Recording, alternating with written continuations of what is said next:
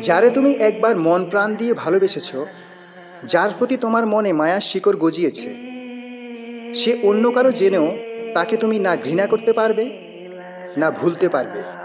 তোমার অন্য কারো দিকে চোখ পড়লেও ঘুরে ফিরে মনটা তোমার সেই মায়ার মানুষটার দিকেই ফিরে আসবে।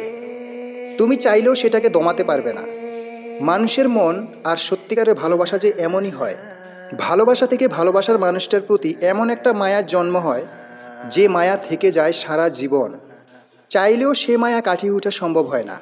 হ্যাঁ, আমি সত্যিকারের ভালোবাসার কথাই বলছি, নোংরা ভালোবাসার কথা নয়।